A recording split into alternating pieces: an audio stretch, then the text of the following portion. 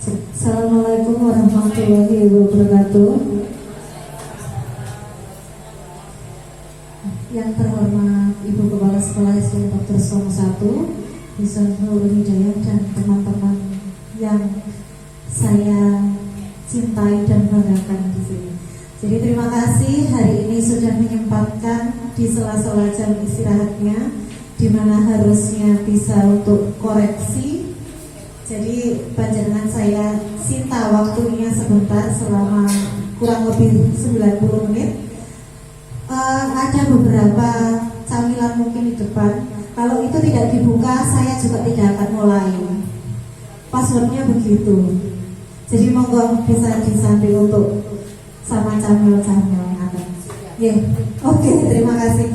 Baik, di sini saya akan konsepnya seperti diseminasi seminar tentang budaya positif, baik itu materi maupun penerapannya oleh saya. Jadi, namun untuk pembukaan bisa dari Bu Samsul mungkin ada 1-2 patah pembukaan kata penyemangat bagi kita semua mungkin untuk kegiatan hari ini. Matur nuwun. Monggo Ibu bisa langsung dipersilakan.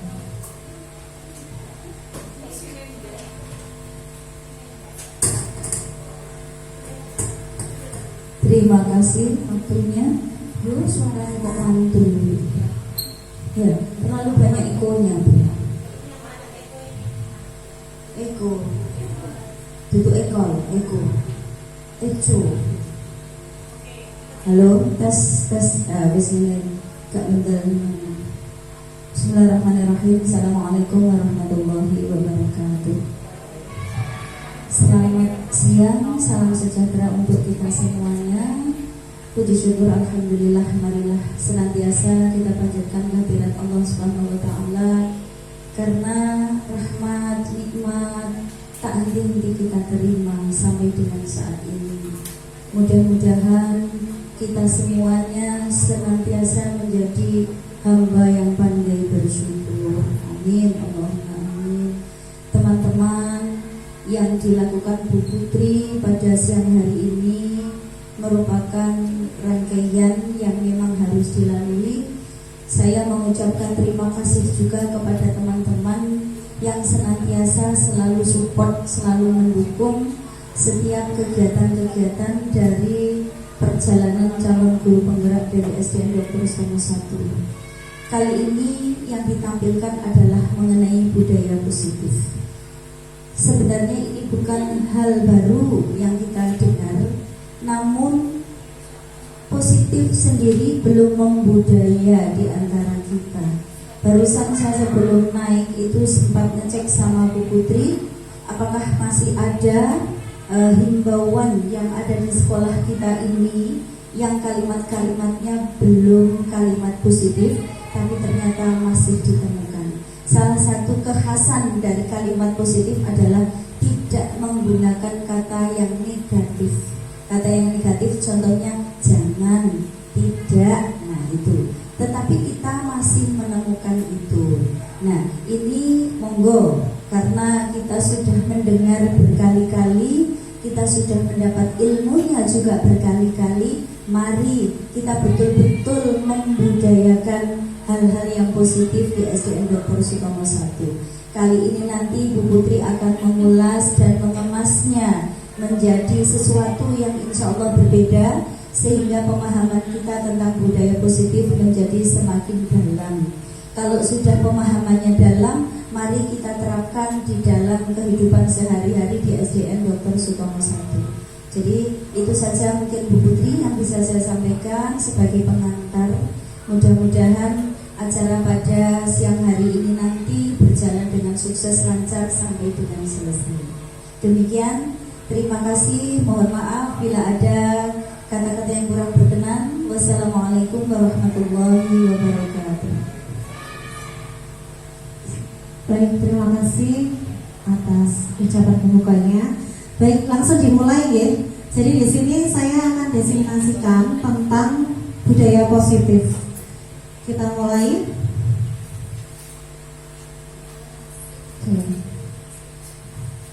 Di sini tujuannya, kita lanjut ya. Yang pertama, kembali ke disiplin positif. Oke, pertanyaan pemantik. Ini nanti teman-teman bisa saling menanggapi aja sebenarnya.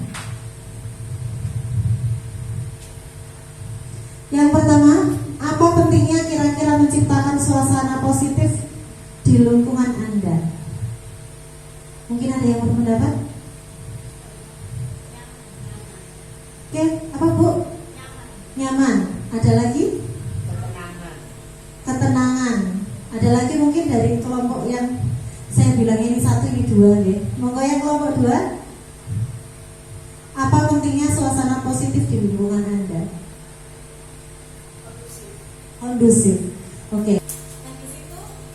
Ada pertanyaan mungkin, apa pentingnya menciptakan suasana positif di lingkungan Anda? Mungkin yang bawah sendiri bisa diklik tambah. Nanti di situ bisa dilihat apa sih jenengan tadi yang jenengan bilang nyaman, jenengan bilang bawahnya mungkin Bu bisa ditarik agak ditarik ke bawah, sudah ya.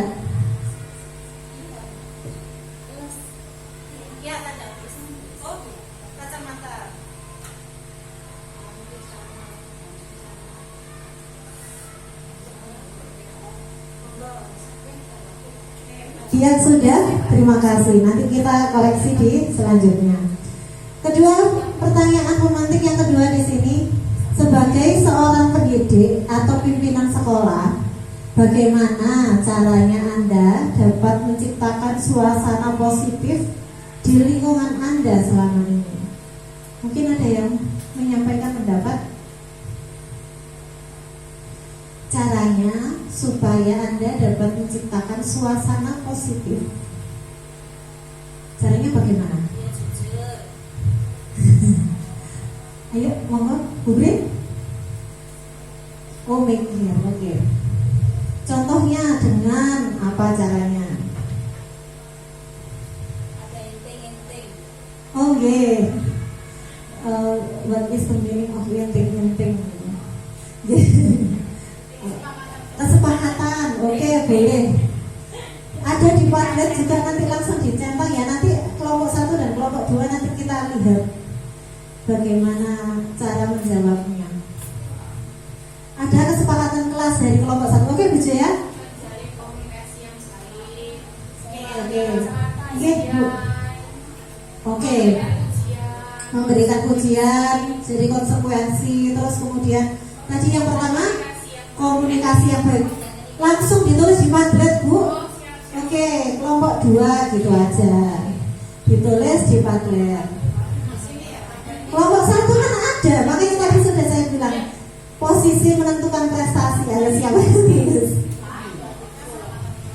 Belum masuk kan? Kuasa belum. Saya mau linknya saja.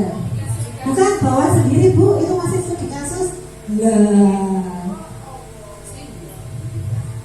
Nah ini Bu, ini nanti tinggal ditambah. Gitu ceritanya. Sudah? Kelompok 1 dan kelompok 2. Oke ya, cara bagaimana Anda dapat menciptakan suasana positif di lingkungan selama ini, berarti yang sudah dilakukan. Oke, kita lanjut. Nah, sekarang bagaimana penerapan disiplin saat ini di sekolah Anda? Apakah sudah diterapkan dengan efektif? Kalau belum, menurut Anda yang perlu diperbaiki yang mananya? Jadi ada 2 pertanyaan di sini ya. Sudah efektif atau belum penerapan disiplin di sekolah? Kemudian kalau belum, bagian mana yang perlu diperbaiki? Begitu. Jawab dulu. Oke, gimana Bu Jaya? Kalau di kelas saya belum. Ini bukan sekolah seutuhnya ya. Ini menurut saya kelas. Kalau saya pribadi belum sepenuhnya efektif. Oke. Ada beberapa yang perlu diperbaiki. Contohnya penggunaan kalimat positif. Oke. Kadang kita sering bilang, "Nak,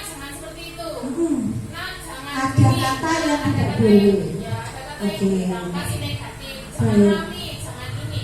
Kan masih belum menggunakan kalimat positif. Oke, langsung ditulis di Padlet Bu, bisa. Yuk kelompok 1. Bagaimana? Untuk status sekolah ini sebagian besar memang sudah Oke. upacara sekarang sudah mulai berkurang yang mungkin atributnya yang kurang lengkap atau terlambat mungkin yang terlambat contohnya siswa kelas rendah ya Bu Oke. yang di kelas 1 itu mungkin bangunnya itu masih agak siang Siang. karena kan dulu mereka itu mungkin masih agak siang sekarang kan lebih pagi Pembiasaan. pembiasaan Oke. kemudian Yang perlu diperbaiki. yang perlu diperbaiki itu memang dari siswanya terlebih dahulu, dari anaknya dulu. Kalau untuk sekolah kita memang peraturannya itu sudah bagus untuk anak. Oke, sip. Langsung Padlet, monggo kelompok 1. Kita lanjut di sini. Coba kita lihat di ilustrasi sebentar di sini. Nah, ini ada misalnya penjenengan berdampingan gitu dengan temannya, yang satu tangannya menggenggam, yang satu penjenengan mencoba untuk membuka. Monggo, terserah dengan siapa saja. Yang satu yang menggenggam, yang satu mencoba membuka. Bu ya sama siapa?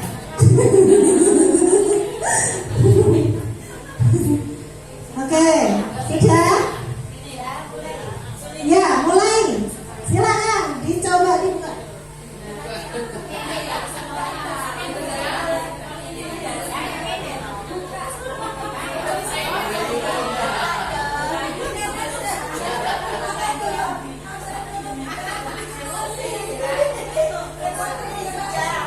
Oke, ada yang berhasil? Ada yang berhasil? Oke, ada yang berhasil. Kita lanjut di sini. Ya. Oke. Yang pertama, apakah Anda atau lawan Anda tadi membuka kepala tangan Anda? Apakah alasannya Anda kok membuka kepala tangan Anda? Ada ya? Kesepakatan. Oke, benar itu. Kesepakatan. Oke. Kesadaran. Oke, apakah Anda atau B menutup kepala tangan Anda? Mengapa alasannya tetap menutup kepala Anda? Kenapa Bu Am? Sekuat mana? Oke, dia ditutup terus. Oke, kemudian Kan bisa menilai. Ha-ha. Misalnya pokoknya tidak sampai luka-luka ya Bu ya. Oke, yang selanjutnya adalah kegiatan ini sesungguhnya siapa yang memegang kendali kontrol untuk membuka atau menutup kepala tangan? Siapa kira-kira yang memegang kendali? Yang memegang tangan. Oke, kita lanjut di sini. Nah, oke, kita lanjut. Nah, ini adalah teori kontrol. Jadi yang kita bahas di sini adalah teori kontrol yang pertama, ilusi guru mengontrol murid. Jadi pada dasarnya kita tidak bisa memaksa murid untuk berbuat sesuatu jika murid tersebut memilih untuk tidak melakukannya. Jadi itu kita yang pertama tidak bisa memaksa sesuatu kalau murid tidak mau untuk melakukannya. Yang kedua, ilusi kontrol yang kedua, bahwa penguatan positif, efektif dan bermanfaat dalam jangka waktu tertentu mungkin akan menyadarinya dan mencoba untuk menolak bujukan kita. Jadi misalnya, Dok, nanti kalau kamu begini tak kasih begini. Mungkin 1 kali 2 kali oke. Tapi kalau terus-terusan begitu, paling aku cuma dikasih gini gitu. Itu murid, itu teori ilusi yang kedua. Yang ketiga, ilusi bahwa kritik dapat membuat orang merasa bersalah, dapat menguatkan karakter, menggunakan kritik rasa bersalah untuk mengontrol murid menuju identitas yang gagal. Oke, kita lanjutkan. Yang keempat, di sini ilusi bahwa orang dewasa memiliki hak untuk memaksa.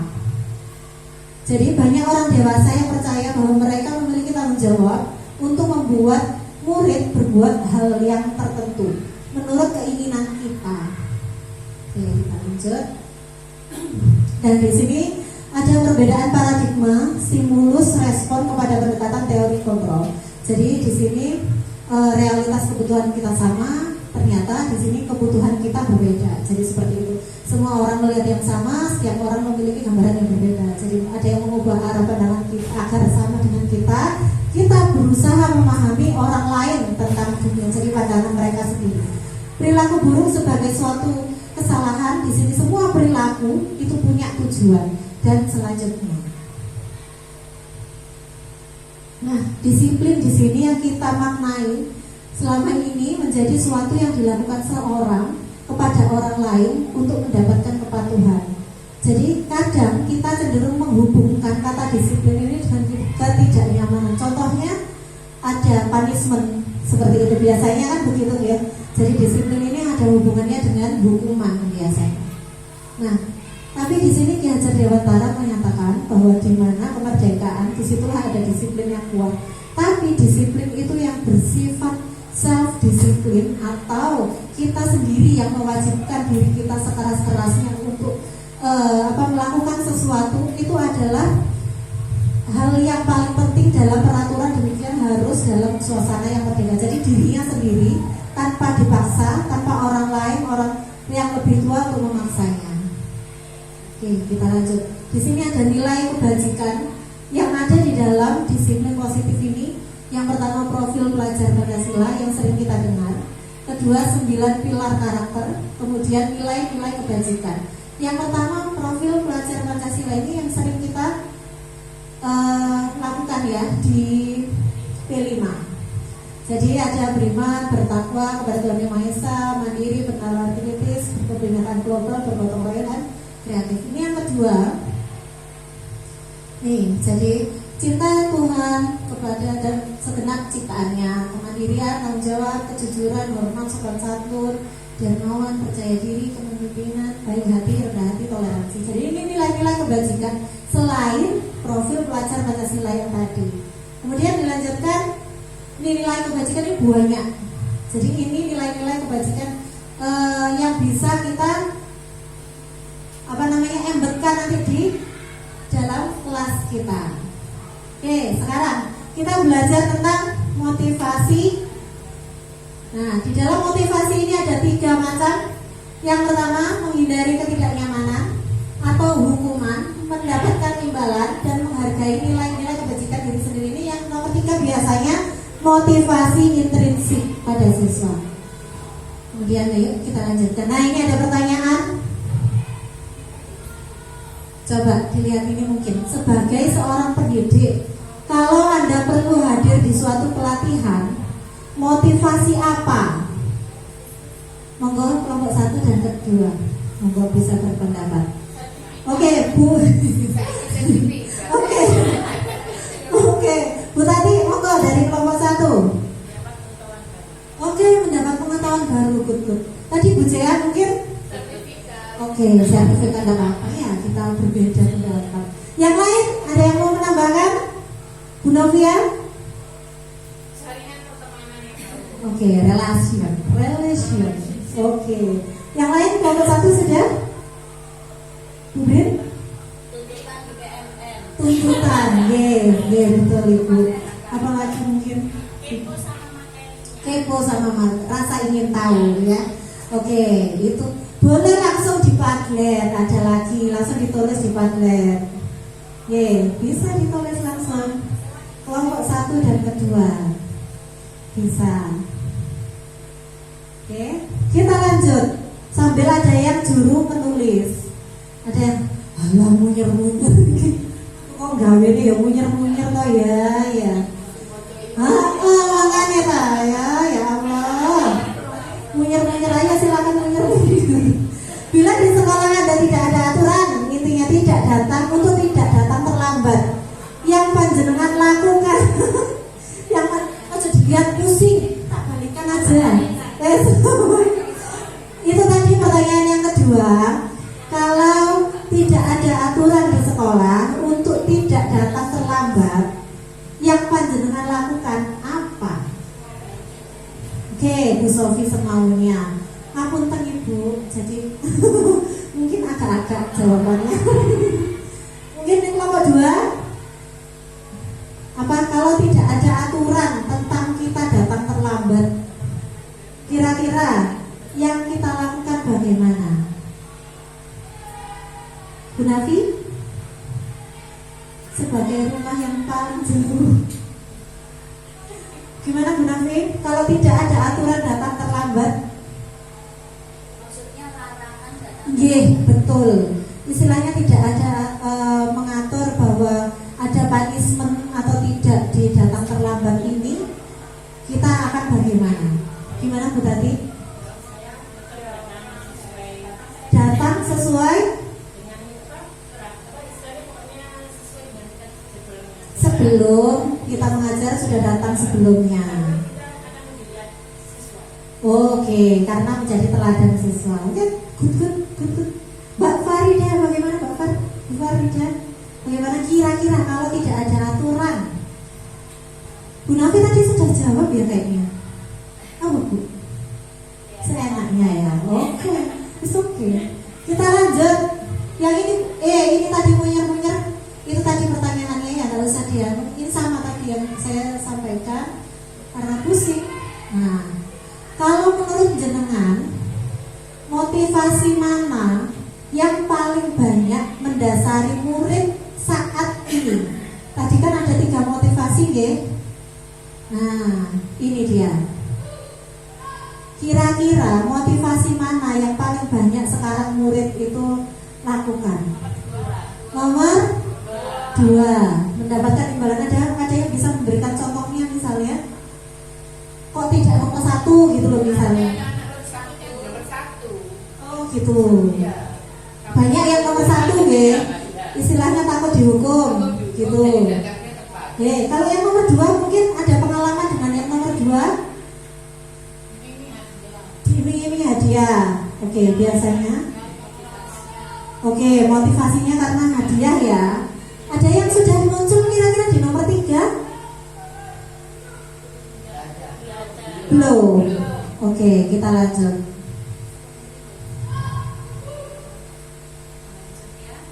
Nah, ini tadi pertanyaannya, motivasi yang paling banyak mendasari perilaku murid saat ini. Oke, strategi apa yang Anda lakukan untuk menanamkan disiplin positif pada murid Anda dan bagaimana hasilnya? Yang berarti yang sudah dilakukan, komunikasi. Komunikasi kepada siapa, Bu? Komunikasi kepada siswa dan kepada wali muridnya. Oke, gimana Bu Cia? Kita memberi contoh dulu. Jadi contohnya kayak datang ke sekolah. Kalau kita yang terlambat, terus kita misalnya anak-anak terlambat, itu kan nggak mungkin. Jadi kita memberikan contoh dulu. Lalu memberikan sebab dan akibat. Kalau kita seperti ini, nanti akibatnya apa? Kalau melakukan seperti ini, konsekuensinya apa? Oke, 2 menit bisa ditulis di padlet semua, nggih. Ngobrol.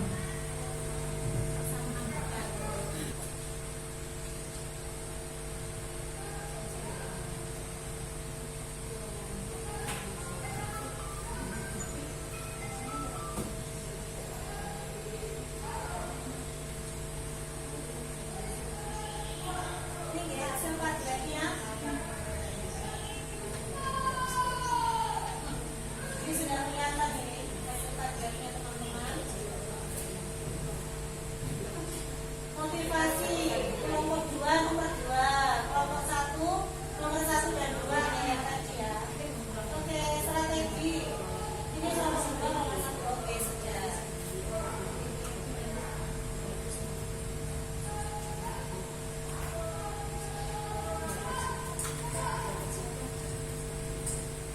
Oke, kita lanjut.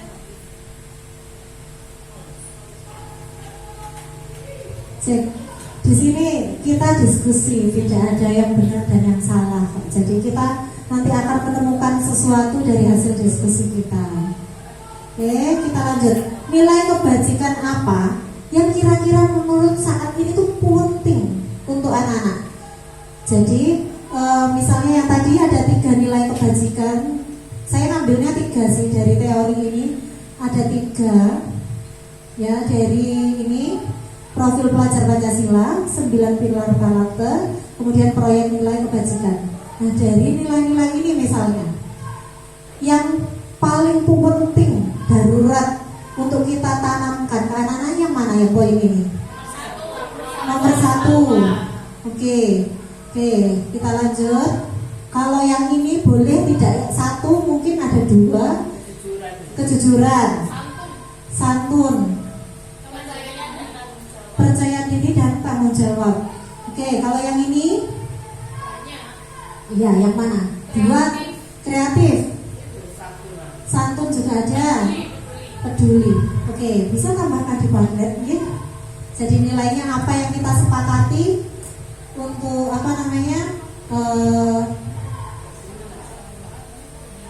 menebalkan perilaku anak-anak, motivasi apa, nilai kebajikan apa saja.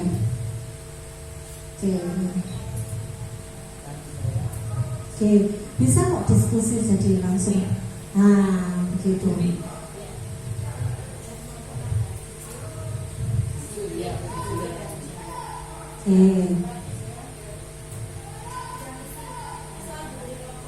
Ya, selalu diberi kelompoknya. Jadi kelompok 1, kelompok 2, begitu. Jadi tidak harus 1 ya. Jadi tadi banyak itu tadi bisa di koma atau nawang.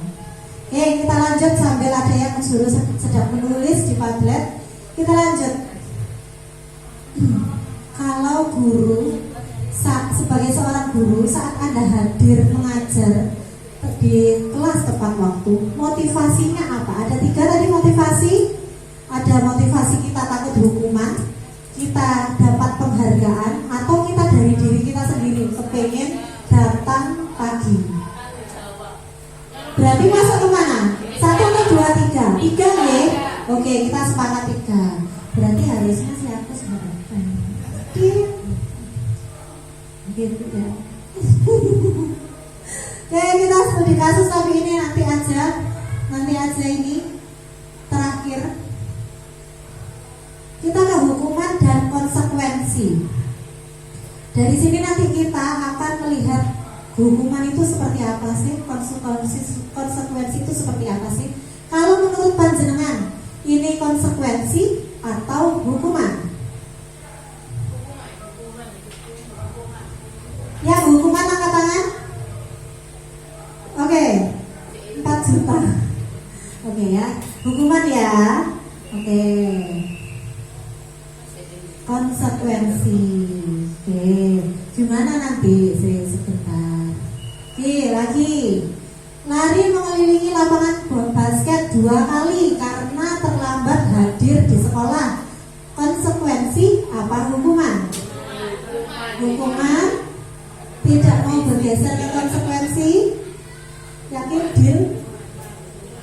Oke, hukuman. Lanjut. Membersihkan coretan yang dibuatnya di meja tulis. Konsekuensi. Oke. Murid diminta push up 15 kali karena tidak menggunakan masker ke sekolah.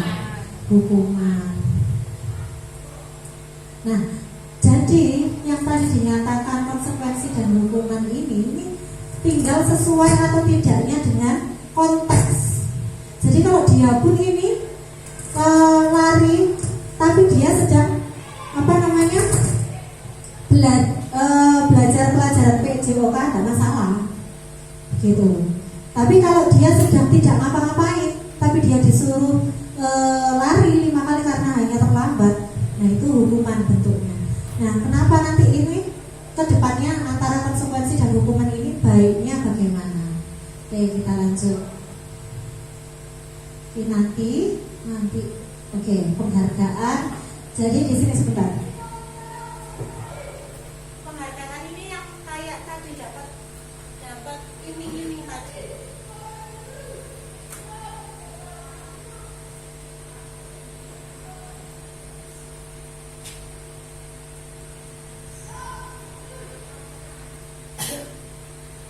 Kelihatan atau belum ya? Kurang jelas ya.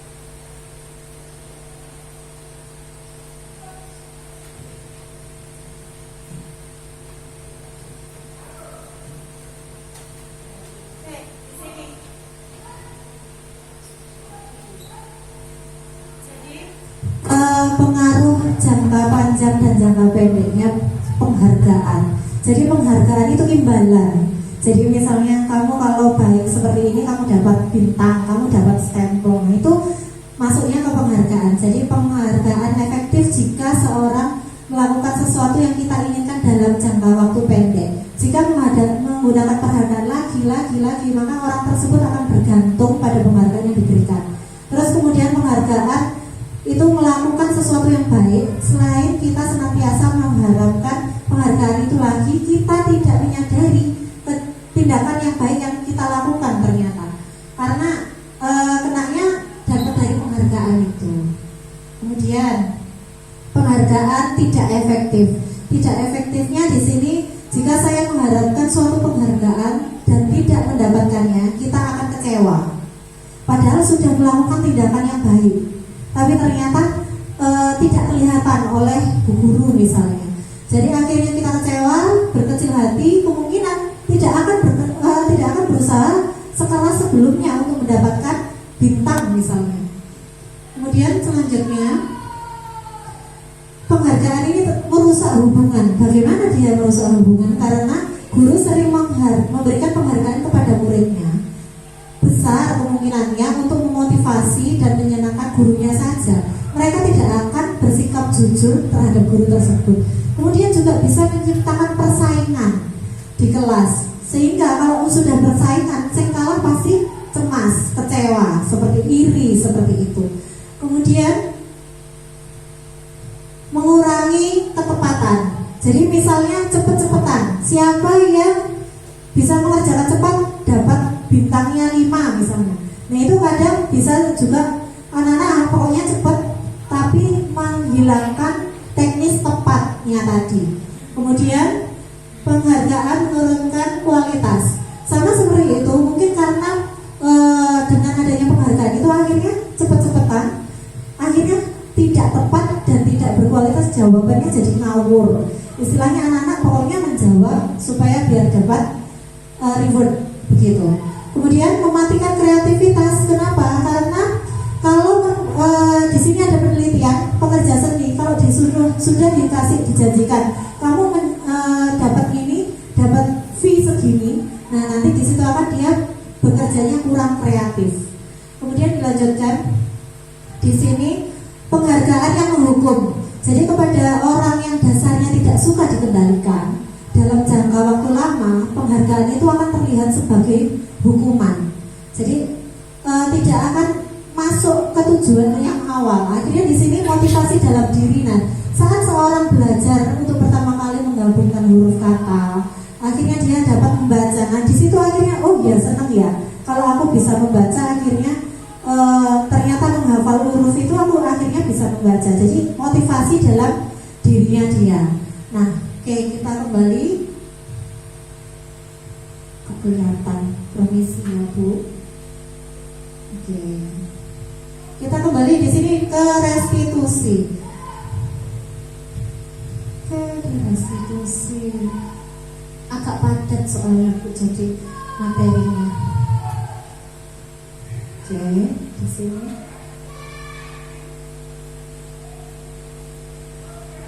Nah, ini yang saya ambil cuplikan-cuplikannya aja ya. Jadi restitusi itu bukan untuk menebus kesalahan, tapi untuk belajar dari kesalahan. Yang kedua, restitusi itu memperbaiki hubungan. Kemudian restitusi adalah tawaran, bukan paksaan. Kemudian terakhir, di sini restitusi menuntut untuk melihat diri sendiri. Jadi pertanyaan-pertanyaan ini nanti kita akan gali. Kamu ingin menjadi orang seperti apa? Kamu akan terlihat, terdengar, terasa. Kemudian kalau tidak, lalu apa yang kamu percaya? Kemudian di sini restitusi itu mencari kebutuhan dasar. Jadi kebutuhan dasar untuk menyadari tindakan. Kemudian restitusi diri adalah cara yang paling baik. Nah, di sini evaluasi diri termasuk di sini. Saya tidak suka cara saya berbicara padamu. Kesalahan yang saya lakukan adalah hampir seperti refleksi ya. Jadi saya ini begini. Jadi kita menilai diri kita sendiri pada waktu ini, evaluasi diri. Oke, restitusi itu fokus pada karakter, bukan tindakan. Kemudian restitusi ini menguatkan. Restitusi adalah fokus pada solusi. restitusi mengembalikan murid yang berbuat salah kepada kelompoknya. Ini adalah restitusi. Kita lanjut.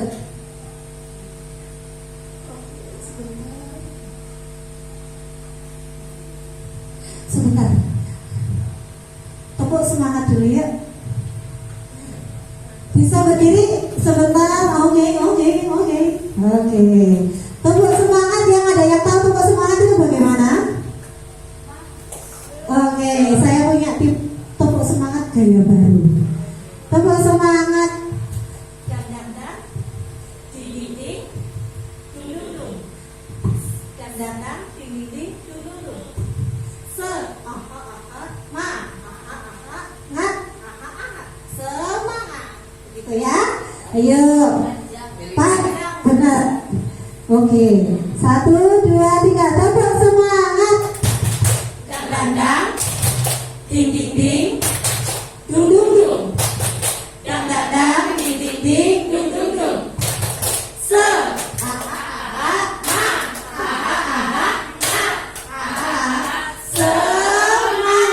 Oke, terima kasih. Silakan duduk kembali.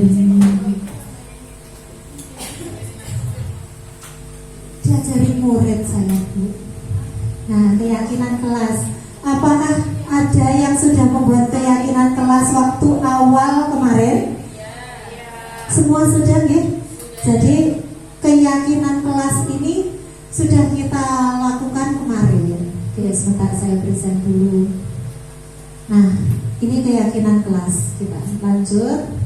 Di sini kenapa keyakinan kelas? Mengapa tidak peraturan kelas? Karena kita memiliki peraturan, misalnya dengan helm saat mengendarai motor. Jadi kemungkinan jawaban itu hanya untuk menghindari, hanya untuk satu, selamat, ya kan? Kedua, mungkin ya itu tadi aturan-aturannya. Oke, pertanyaan berikutnya, kenapa kita memiliki peraturan tentang penggunaan masker dan mencuci tangan setiap saat? Jawabannya kita kemungkinan untuk menjaga kesehatan. Nah itu, kemudian kita lanjut. Ini praktik keyakinan kelas yang ada di kelas saya. Jadi yang pertama, kami sepakat apa yang menjadi poin-poin yang ada di kelas kami. Contohnya yang pertama, membuang sampah di tempatnya, kemudian datang tepat waktu, berpakaian rapi, piket sesuai jadwal. Dalam kurung ini anak-anak sendiri yang menuliskan, maksudnya intinya piket itu, Bu, juga termasuk merapikan saku dan menata meja, kemudian mengerjakan tugas, menyimak pembelajaran dengan baik, kemudian juga izin jika ingin keluar kelas mesti ke kamar mandi, seperti itu. Kemudian dilanjutkan, kenapa kok berbeda dengan ini?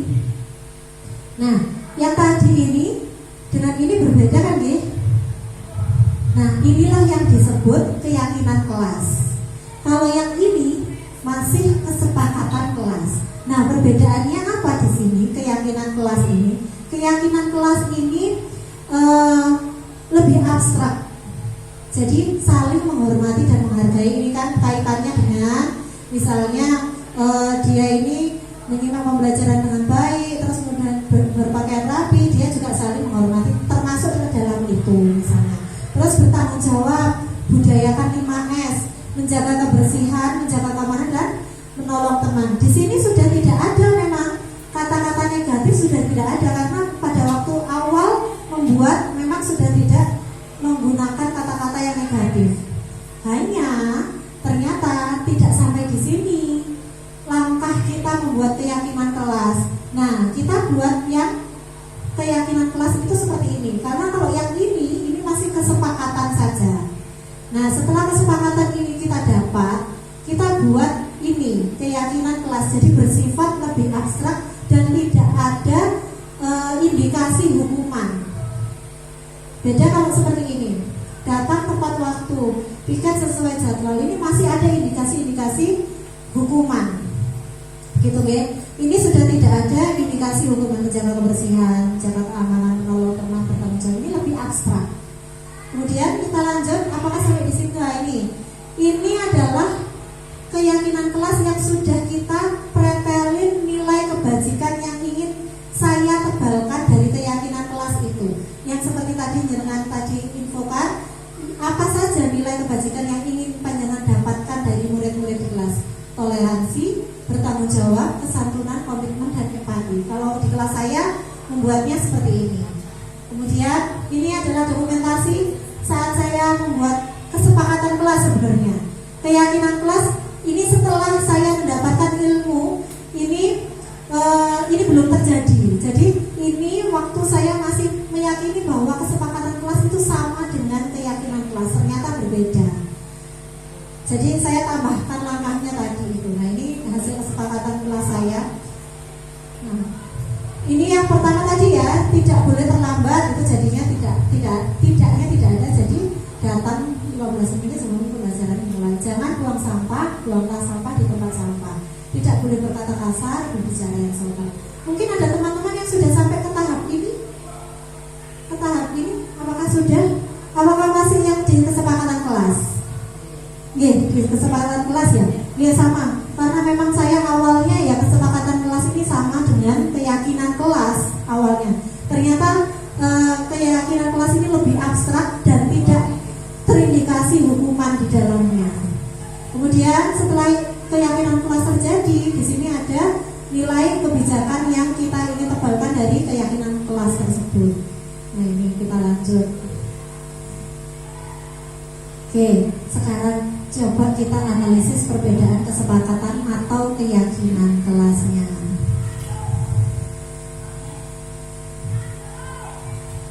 Oke, dari sini misalnya tadi nilai toleransi nomor pertama, tampak seperti itu berteman tanpa memandang suku, agama, ras. Jadi ini tabel T. Jadi diperweteli lagi Bu, dari nilai kebajikan itu diperweteli lagi, tidak tampak seperti tidak mau berteman dengan berbeda agama.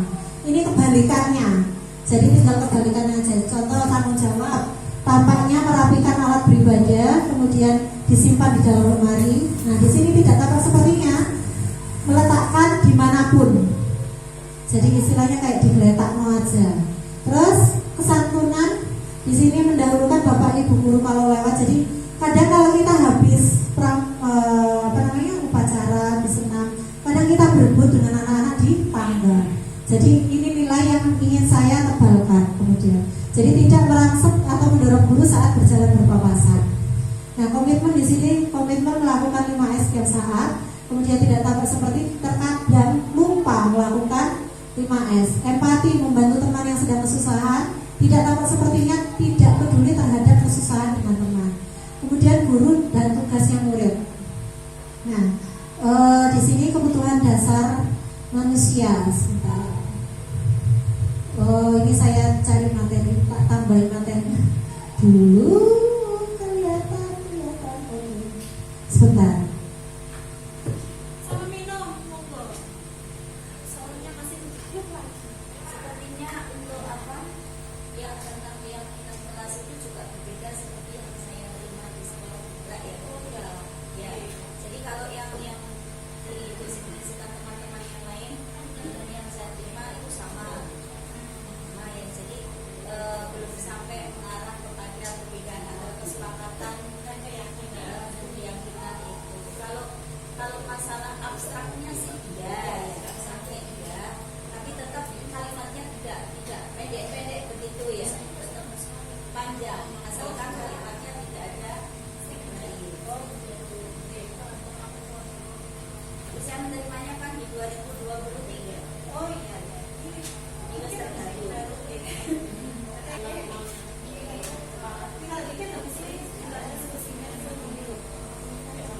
Oke, kita lanjutkan di sini kebutuhan hidup. Jadi kebutuhan hidupnya anak di sini nggak hanya anak sih, kita juga ada kebutuhan bertahan hidup, kemudian penguasaan, kasih sayang dan rasa diterima, terus kemudian kesenangan dan kebebasan. Sebentar, mau saya mau ketinggalan.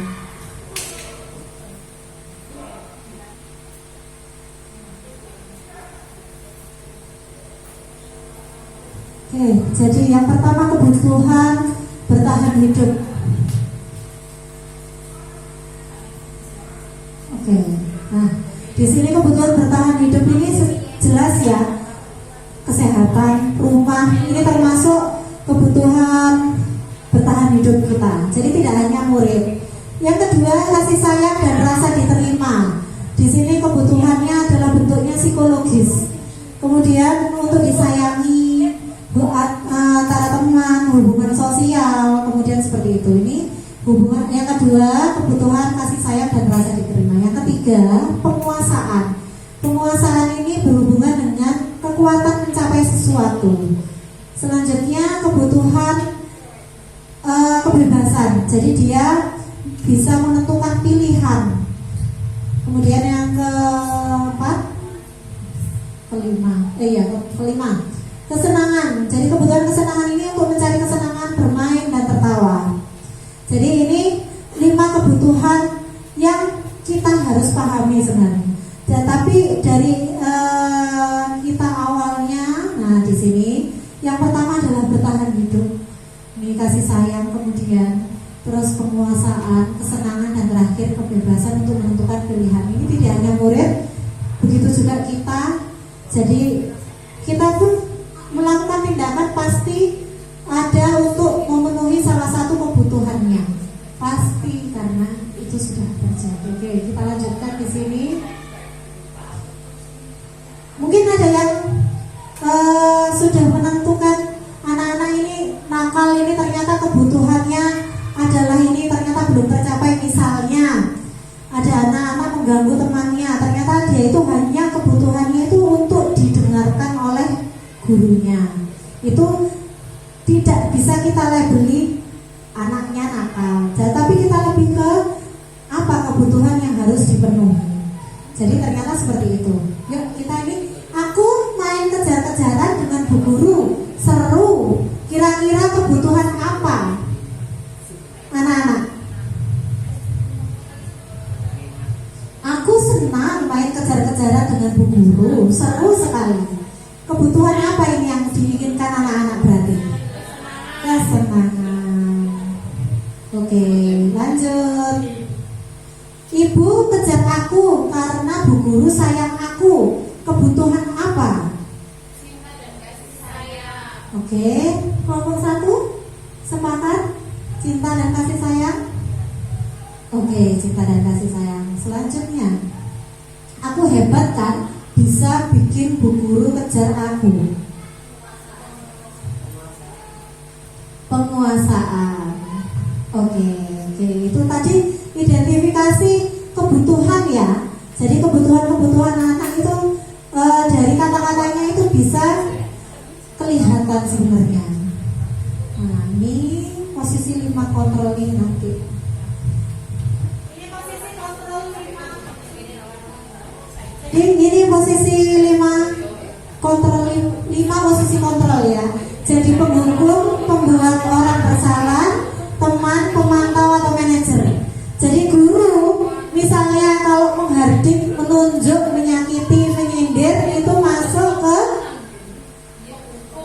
penghukum. Kalau berceramah, menunjukkan kekecewaan mendalam itu masuk ke pembuat orang merasa bersalah. Kemudian kalau membuatkan alasan-alasan untuk muridnya berarti masuk ke perilaku kontrol sebagai teman. Kemudian kalau menghitung, mengukur perilakunya dia berarti dia memantau. Kemudian yang terakhir kalau mengajukan pertanyaan-pertanyaan, jadi terkait perilakunya dia adalah manajer. Jadi bisa dilihat dari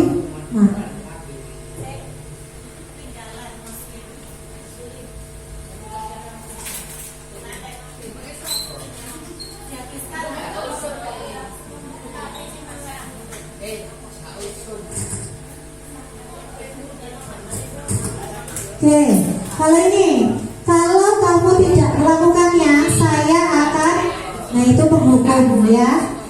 Kalau kamu sudah mengecewakan ibu, itu termasuk membuat orang merasa bersalah. Terus kalau kita bilang begini, lakukan untuk bapak ibu, ayo bantu bapak ibu, ya sudah, nanti bapak ibu bantu bereskan. Itu kita sebagai teman. Kemudian apa peraturannya, apa konsekuensinya, apa yang telah kamu lakukan, kemudian apa yang telah kita, ini kan termasuk pemantau. Kalau manajer bagaimana? Apa yang kita yakini? Kalau kamu meyakini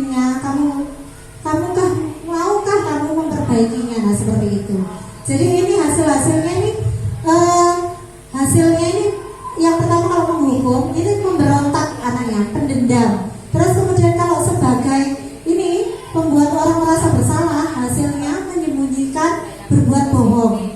Kemudian kalau kita teman, dia nanti akan ketergantungan. Kalau pemantau, dia akan merasa menyesuaikan kalau diawasi saja. Tapi kalau kita sebagai kontrol, sebagai manajer, di sini akan menguatkan watak dan karakter. Oke, lanjut biar cukup. Oke, ke sini.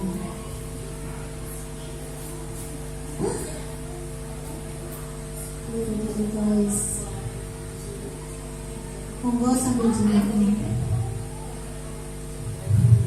Loading guys.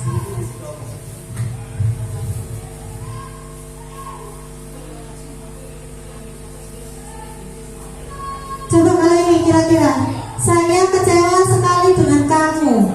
Pakai kontrol, posisi kontrol apa ini berarti? Merasa bersalah. Oke, kita coba. Yang tadi merasa bersalah ini yang membuat orang merasa kok abi ini guys, aduh sing gawe sopo sing gawe sopo. Oke, membuat orang merasa bersalah. Kalau begini, bisa habis ternyata.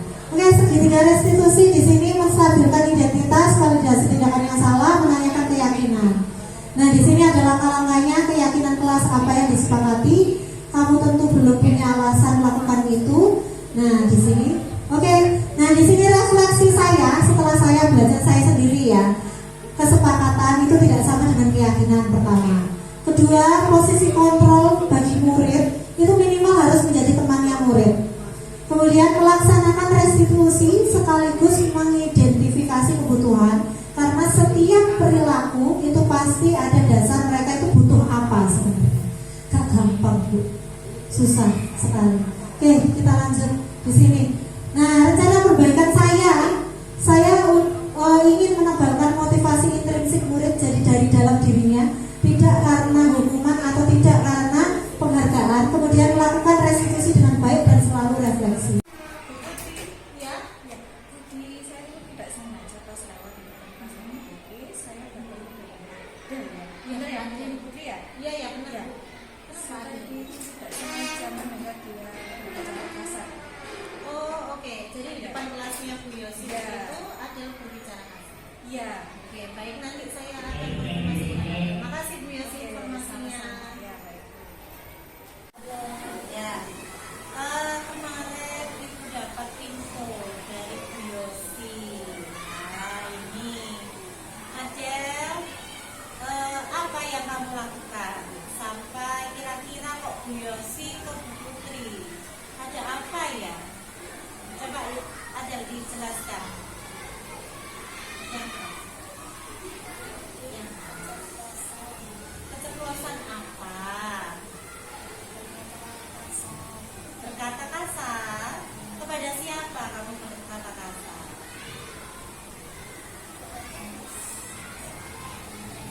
Teman. Oh gitu. Ibu percaya dan ini anaknya baik, ya kan? Tidak membuli temannya, ya.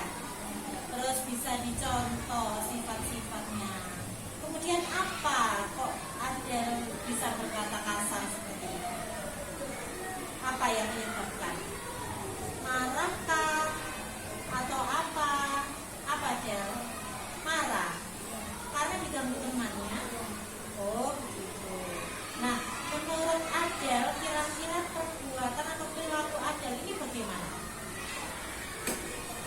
Tidak baik. Nah, dampak apa? Ayo.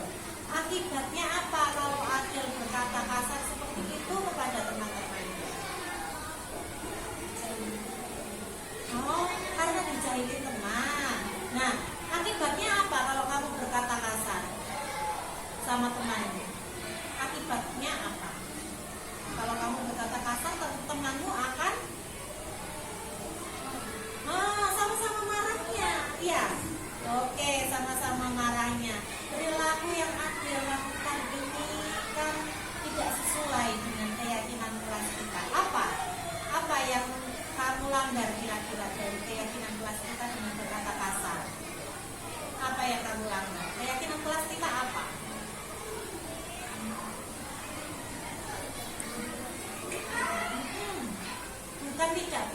berarti menghargai teman, ya kan?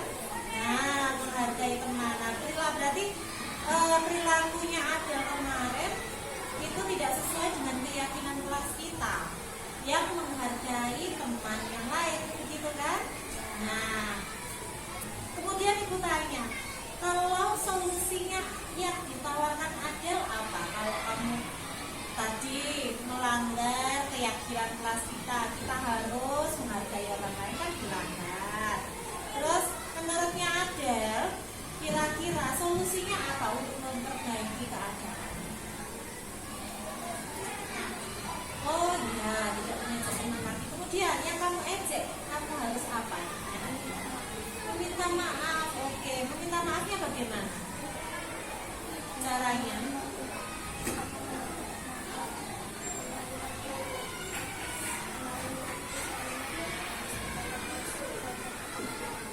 Oke, habis berkata-kata ke teman-teman. Terus kemudian kira-kira dengan Bu Yosi bagaimana? Apa yang kamu lakukan? Yang keras? Minta maaf juga kepada Bu Yosi. Gimana caranya?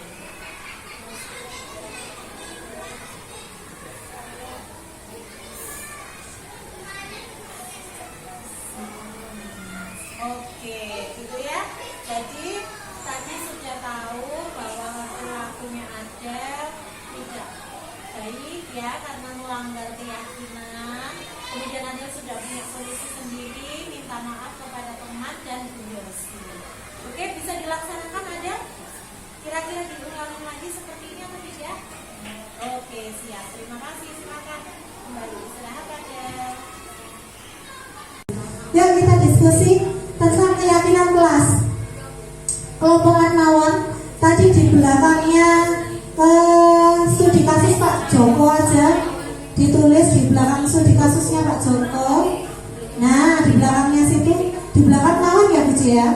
Nah nanti ditulis kesepakatan kelas 5 nomor aja, terus dipindah jadi keyakinan kelas. Terus setelah itu nilai kebajikan apa? Sudah sampai situ saja. Ya, monggo. Satu kelompok satu aja, nanti kita gantian.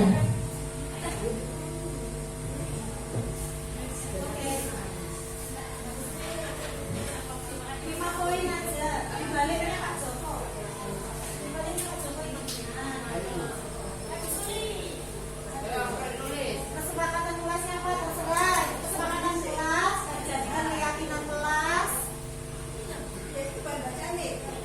Tidak. Jadi kesepakatan kelas beneran. Terus dijadikan keyakinan kelas. Ya, 5 nomor aja, 5 poin. 5 saja.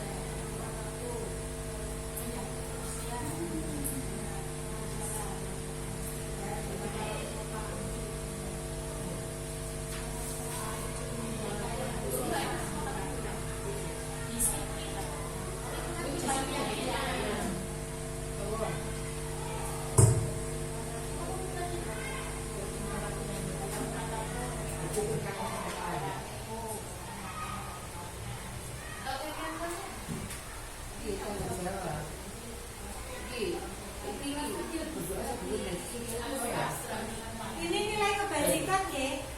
Yang ini nilai kebajikan.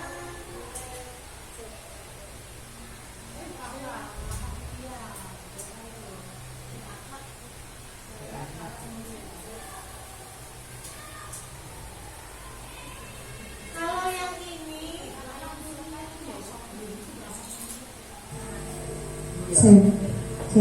Yang ini nilai kebajikan, tapi kalau yang kesepakatan itu yang biru tadi. yang ini.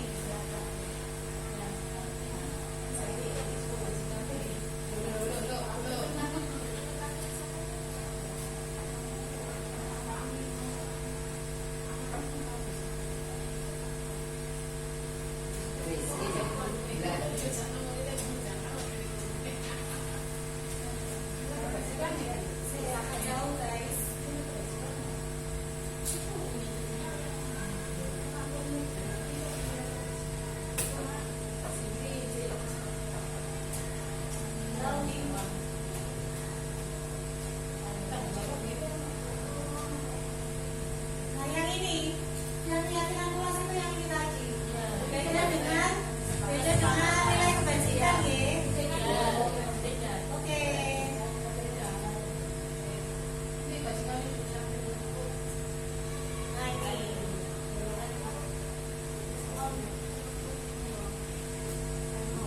Jadi ini lebih abstrak.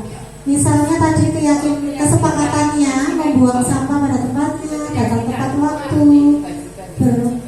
berpakaian rapi. Terus akhirnya keyakinan ini seperti ini.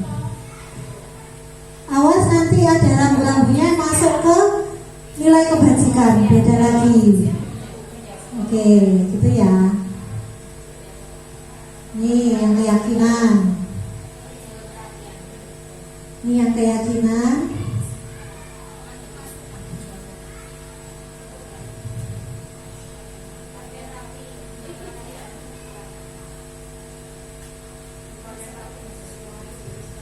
Teman-teman, tidak ada yang salah dan yang benar ya di sini ya. Pokoknya kita mengerti arahnya, alurnya saja.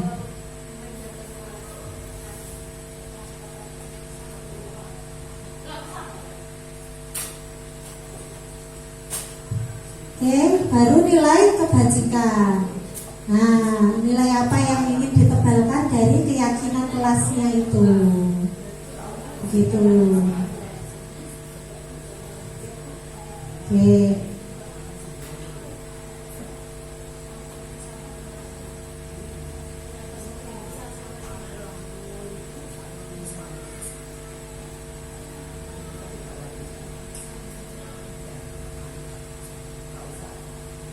Oke. Ini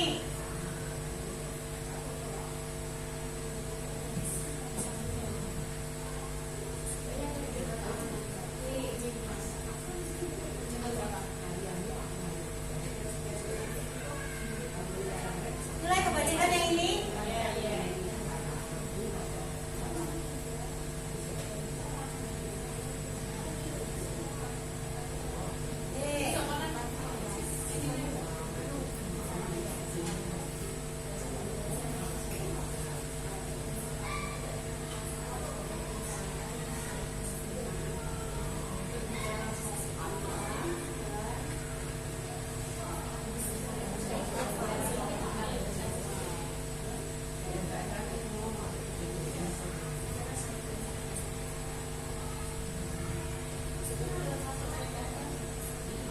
Sudah, Pak?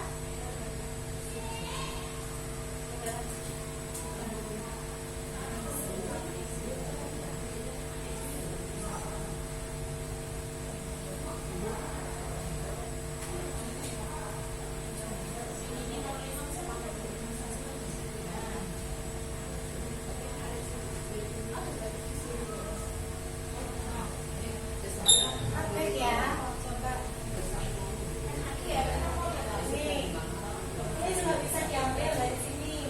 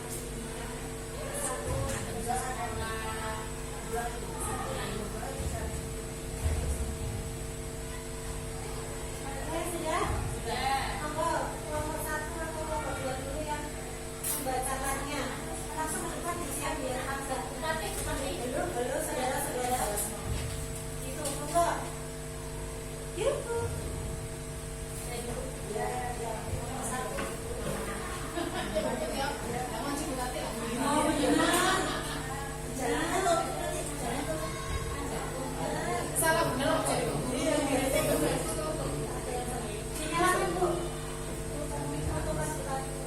Dinyalakan ya. Saya bacakan mulai kesepakatan kelas. Ya, oke. Kesepakatan kelasnya. Ya. Diskusi ya. Dari kelompok 1 Oke. untuk kesepakatan kelas datang tepat waktu, menjaga kebersihan kelas, bertutur kata yang sopan, menyelesaikan tugas dari guru, berdoa sebelum dan sesudah belajar. Keyakinannya disiplin, menjaga kebersihan, kesantunan, bertanggung jawab, beriman. Lalu yang nilai kebajikannya keteraturan, kebersihan, kesantunan, tanggung jawab, dan bersyukur. Oke, terima kasih tepuk tangan. Oke, kelompok 2, monggo. Silahkan.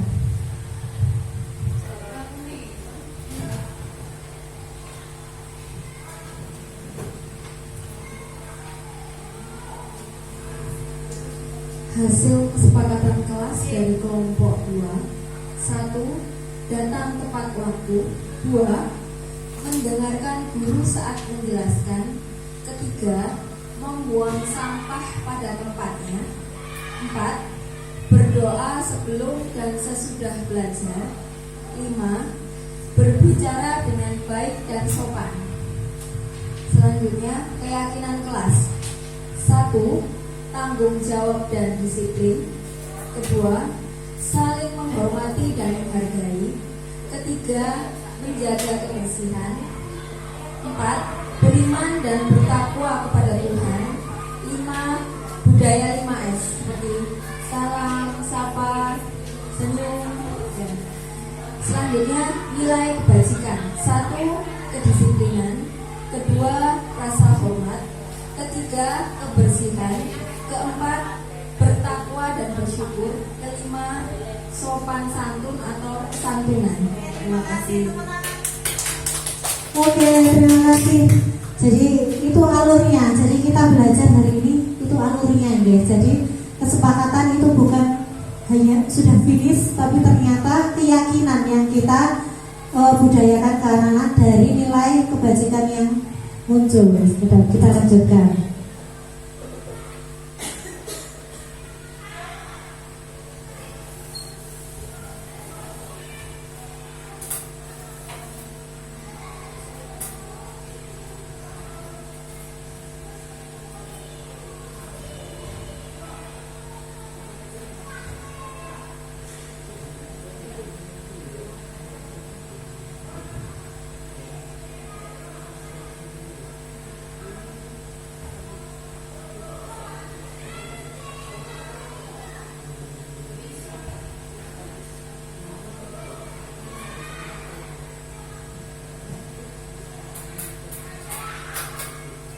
Kita studi kasus ya. Sebentar tapi enggak. Jadi langsung dijawab aja nanti setelah muncul. Oke, bisa dibaca teman-teman kemudian kira-kira didiskusikan untuk menjawab. Jadi izin saya bacakan kasus Bu Anas. Bu Anas itu guru kelas 2 dapat masalah. Muridnya tiba-tiba dia tidak bisa tertib berdiri antri di depan pintu kelas, rebutan masuk ke kelasnya. Ternyata karena dia mengganggu proses pembelajaran di mana kelas tidak bisa dimulai tepat waktu karena Bu Anas sibuk menenangkan muridnya dan waktunya cukup lama, sehingga akhirnya Bu Anas berpikir cepat mengandalkan stiker bintang. Setiap muridnya akan masuk kelas usai jam istirahat, Bu Anas itu memberikan iming-iming, dapat bintang. Yang antri rapi dapat bintang. Nah, ini siapa yang dapat berdiri lurus berbaris rapi dapat bintang dari Bu Anas. Sebagian besar muridnya menyambut tantangan itu dan langsung berdiri rapi di depan pintu kelas agar dapat stiker bintangnya. Hal ini terus dilakukan Bu Anas selama beberapa minggu. Hasilnya bagus. Mereka berdiri rapi di depan pintu. Sampai pada suatu saat Bu Anasnya sakit. Bu Anasnya sakit kemudian digantikan dengan Pak Heru. Pak Heru tidak memiliki info tentang Benar aja, kemudian pada waktu masuk kelas, istirahat murid kelas 2 itu rebutan masuk. Karena yang tahu dapat stiker bintang ini Bu Anas. Nah Pak Heru nggak tahu itu. Kemudian apa yang terjadi kira-kira? Mengapa? Oke.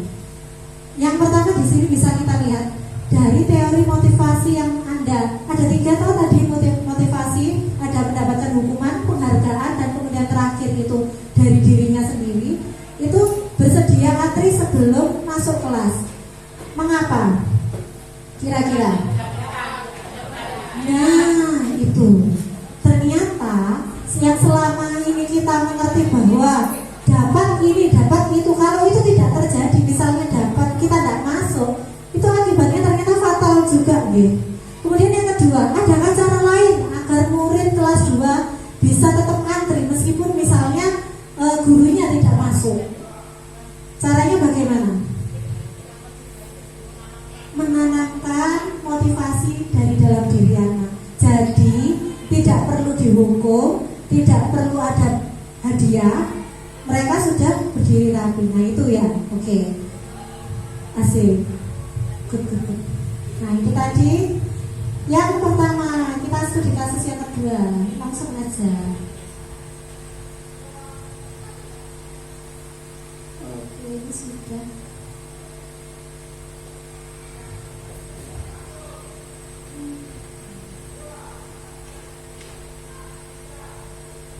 Ini Anda adalah seorang kepala sekolah. Untung tadi Ibu sudah. Kalau Anda seorang kepala sekolah, penerapan disiplin yang seperti apa untuk kasus pertama Hana dan Tisa? Tisa dan Hana dipanggil masuk ke ruangan Ibu Dewi, kepala sekolah. Ibu Dewi itu baru mendapatkan pengaduan dari ibunya Tisa karena Hana menggunakan kata-kata kasar merendahkan Tisa di sosial media. Panjenengan akan memberikan kontrol seperti apa kepada tapi ada siapa? Tisa, Hana. Tadi kan ada kontrol sebagai teman, ada kontrol sebagai pemantau. Dibukakan kan mungkin? Oke.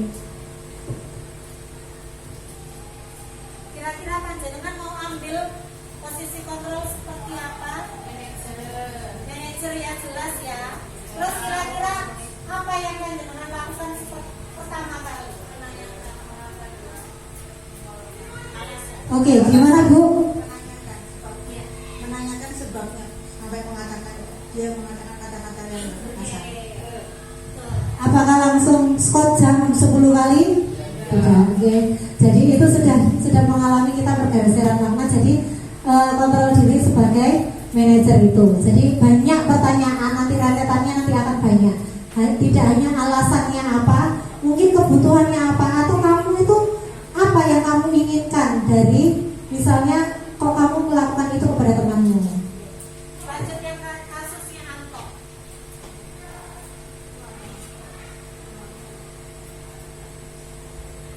Ini kelihatan kan?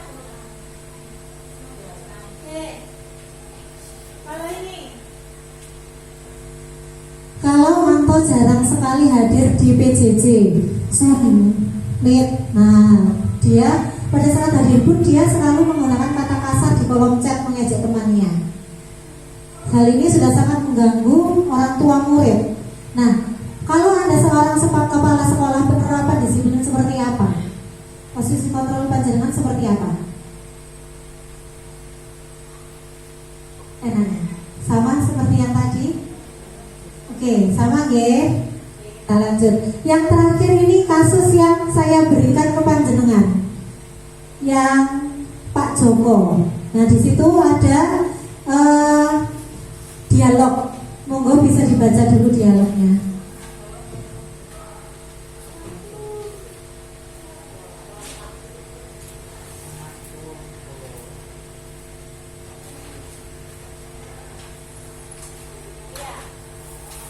terus ada pertanyaan di kertas berikutnya kalau nggak salah. Nah, Bisa didiskusikan setelah dibacakan.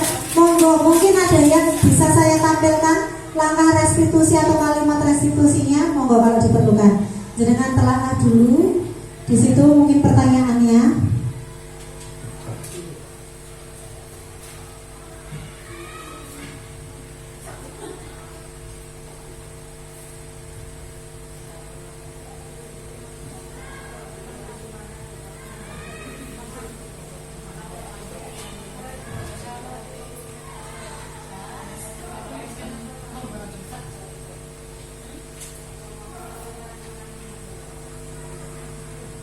Ada perlunya.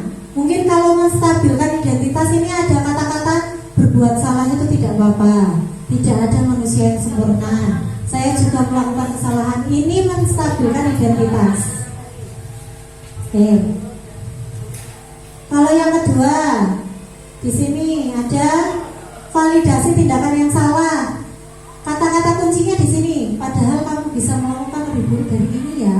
Kamu bisa punya alasan mengapa melakukan itu. Ini validasi tindakan yang salah. Oke. Yang ketiga, menanyakan keyakinan. Apa yang kita percaya sebagai kelas atau keluarga? Apa nilai yang kita sepakati? Nah itu. Yes. Kecepatan penuh Bu Novia. Oke, silakan ditelaah. Ini kaitannya dengan nomor yang apa yang dikatakan guru. Nah itu nomor berapa itu? Apa yang dikatakan guru itu nomor 3. Nah ini indikatornya. Nah kalau yang di tahap validasi tindakan salah itu kata kuncinya pasti ada. Kamu patut bangga pada dirimu sendiri. Kamu terlalu. Nah ini validasi tindakan yang salah. Moga ini mouse bisa di scroll.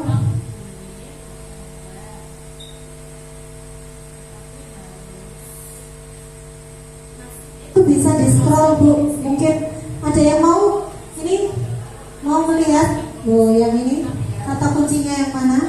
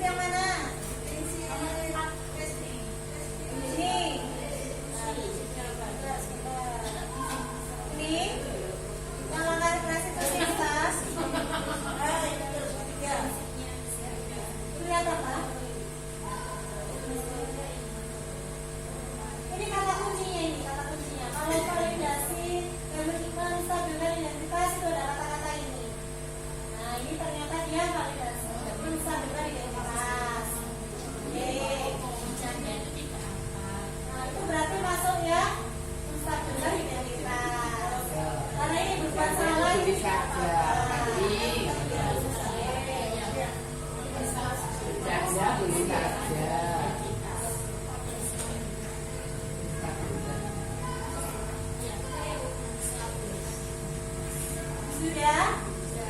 Monggo kelompok 2 dulu. Yang maju silakan.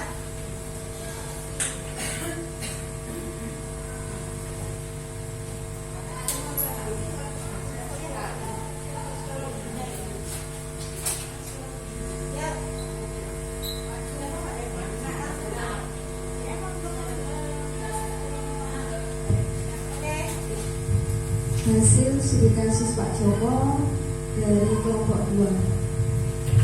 Dari membaca dialog, 5 posisi kontrol, posisi mana yang harus dipraktikkan oleh guru dan jelaskan sebagai manajer. Kebutuhan apa yang harus dipenuhi oleh Mario dan Adi. Dari kasus lempar-lemparan makanan tadi, dia ingin kebebasan dan kesenangan. Apa yang dikatakan guru dalam menstabilkan identitas.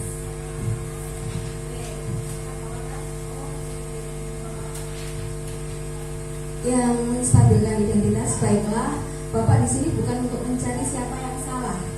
Bapak di sini untuk mencari penyelesaian bersama-sama, berpikir bersama-sama tentang apa yang bisa lakukan untuk memperbaiki kondisi saat ini. Kalian melakukan itu ada alasannya. Pasti seru ya, dan ingin lempar-lemparan makanan seperti itu. Yang kedua, validasi tindakan. Di sini Pak Joko berkata, ya, bisa kalian sendiri merasa senang melakukannya, bukan? Tetapi kalian melakukannya itu merugikan orang lain, sehingga kalian sendiri yang akan dalam masalah. Yang ketiga, mencari keyakinan. Sekarang mari kita bicarakan tentang keyakinan kelas dan keyakinan sekolah kita. Apa yang kita percaya?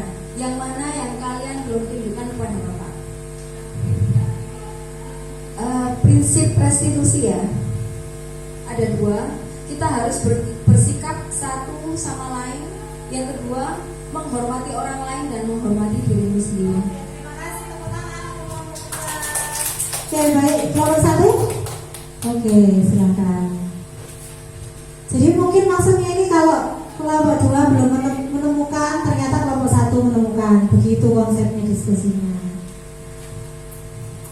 Studi kasus dari Pak Joko, yaitu yang nomor 1 dari 5 posisi kontrol, kami memilih posisi kontrol sebagai teman.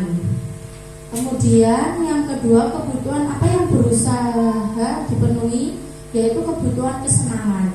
Yang nomor 3, apa yang dikatakan guru, yaitu kamu boleh bercanda, tetapi harus melihat sikon.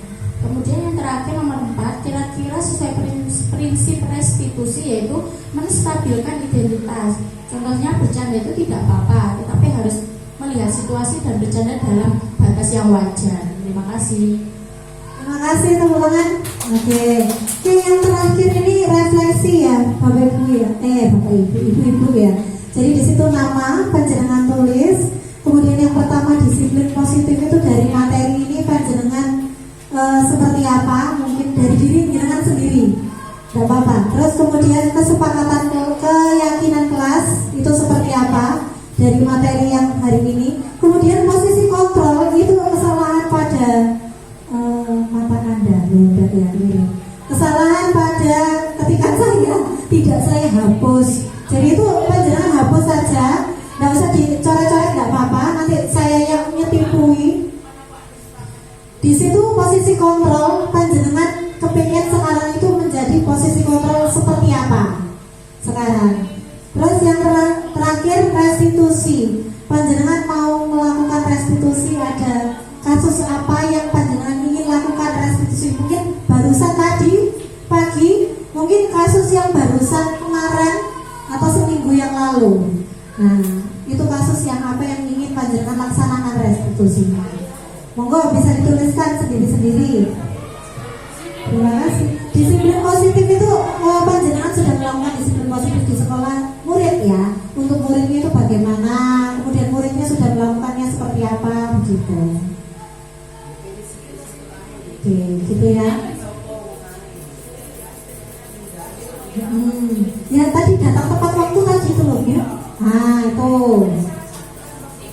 Oke. Satu aja. Apa ya? Boleh aja. Loh, maksudnya ini ditulis. Gak satu. Maksudnya gak satu.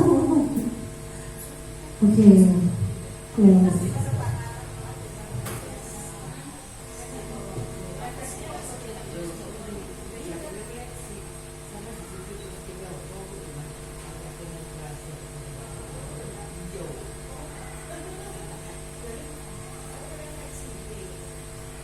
Yang mana refleksi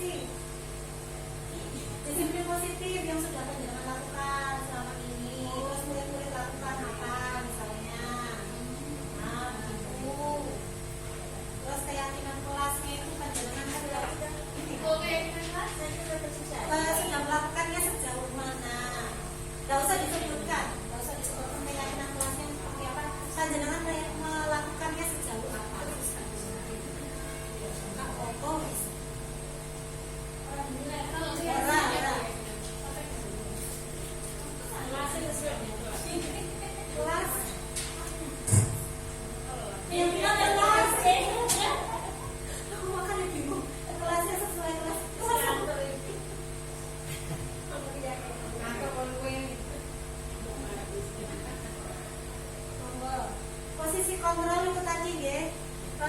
Nanti panjenengan pilih yang mana? Ya, itu bukan list, belum tak hapus. Tadi listnya penghukum, terus membuat orang merasa bersalah.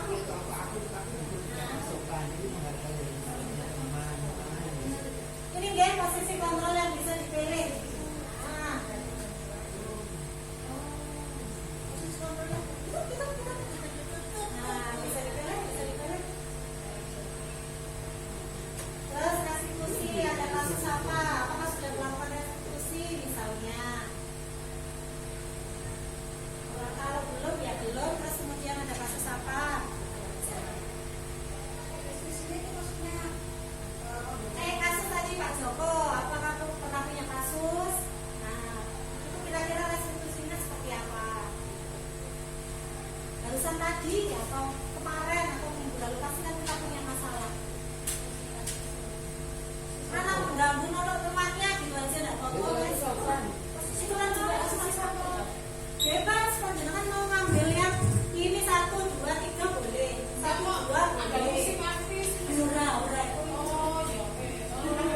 Itu kesalahan pada saya.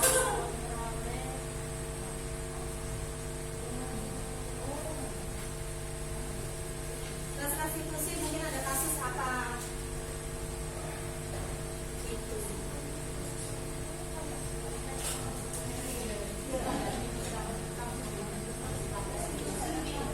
Restitusi ada kasus apa? Hari ini, terus atau kemarin? Ya, ada kasus apa Bu di murid? Iya. Terus mau dibuat seperti apa langkahnya? Misalnya identitasnya gimana?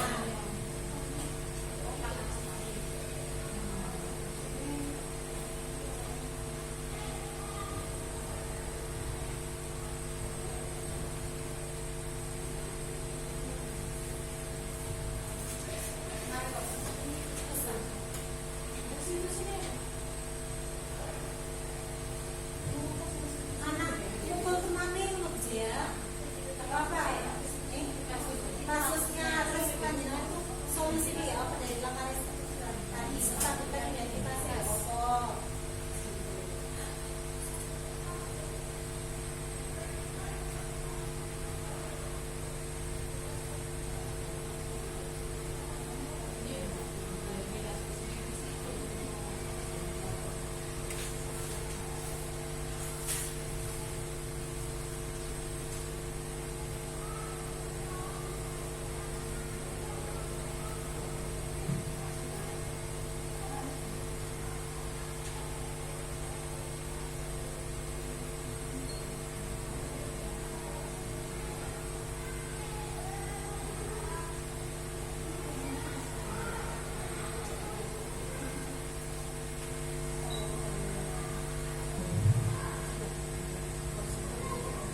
Baik, terima kasih teman-teman.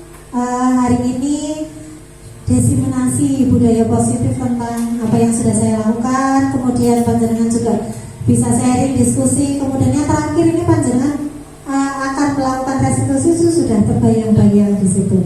Terima kasih atas atensinya, kerjasamanya, partisipasinya hari ini. Semoga semua yang panjenengan keluarkan hari ini, baik itu tenaga dan pikiran, semua akan kembali dalam bentuk kemurahan dan kemudahan bagi panjenengan dan keluarga semua. Terima kasih. Wassalamualaikum warahmatullahi wabarakatuh.